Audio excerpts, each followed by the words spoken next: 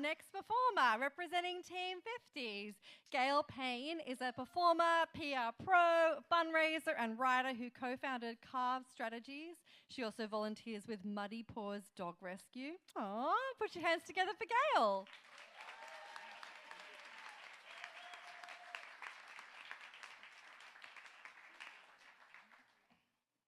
Pick me! Pick me! I'm 10 years old. All 8 kids in my neighborhood have gathered to play dodgeball down the street from my house in the tiny rural town of Gibson City, Illinois. Even the older kids were there. I was really good at dodgeball, a natural athlete.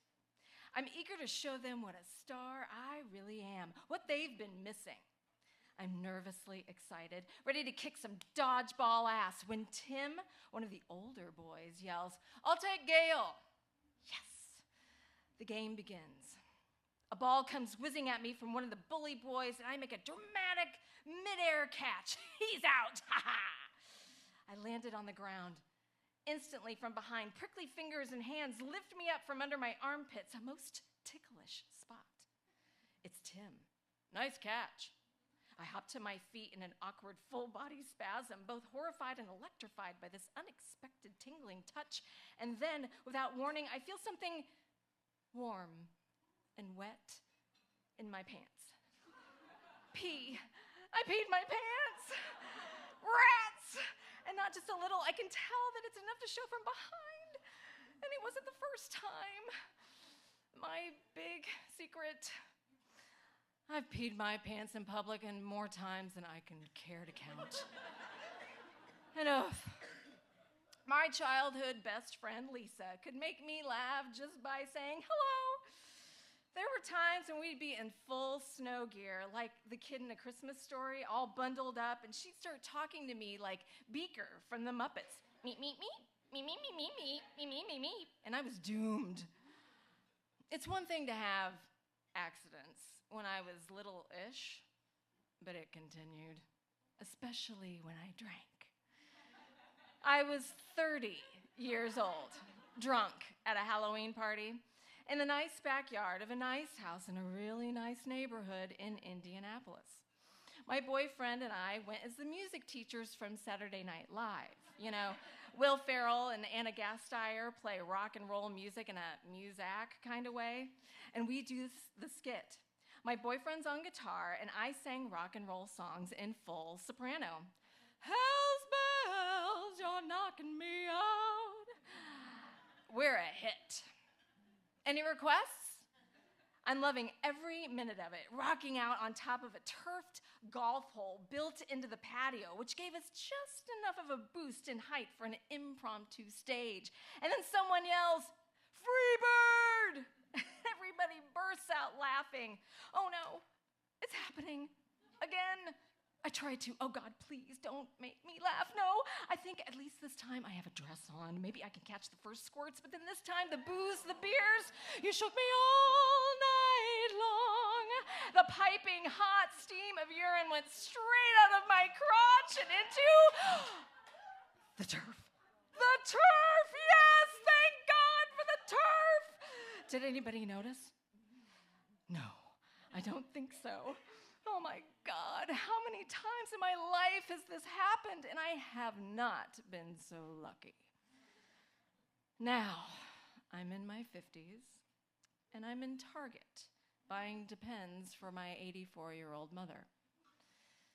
Peeing, urinating. It's just normal, everyday function for each and every one of us. Crucial for our existence. So why are we so embarrassed about it? Pee happens.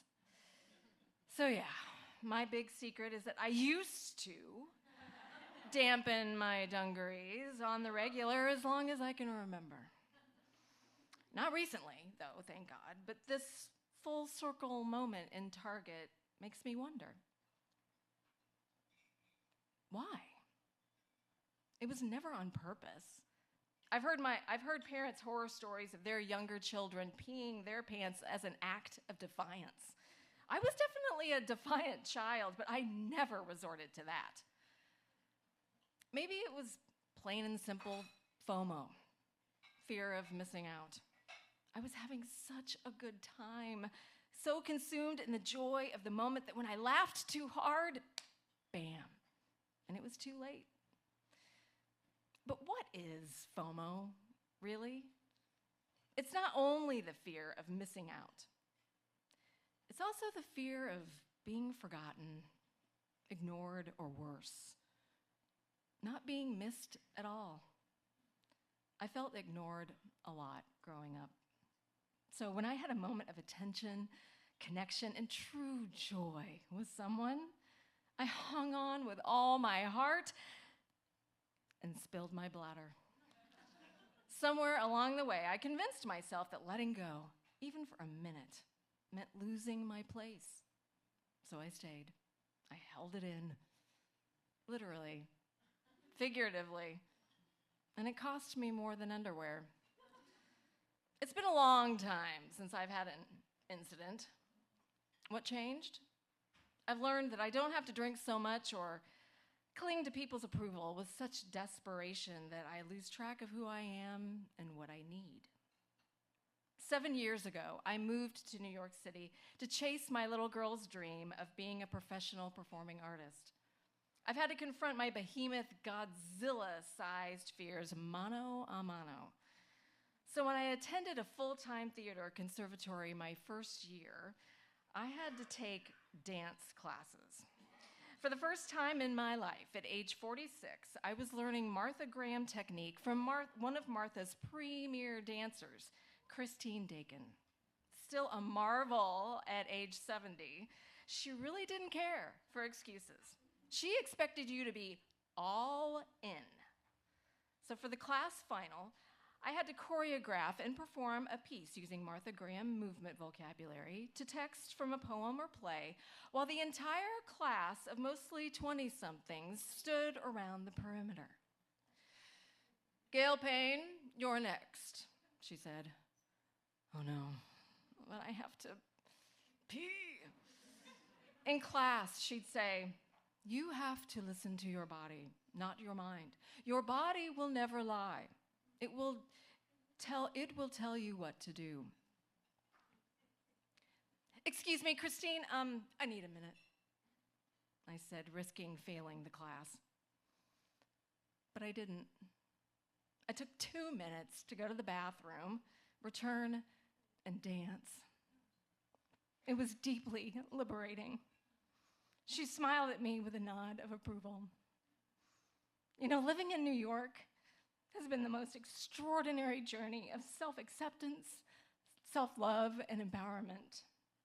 The greatest gift has been getting to know my beautiful, fierce, giggly, pants-peeing little girl. She's teaching me that joy comes back, especially when you stop trying to hold it all in. Thank you.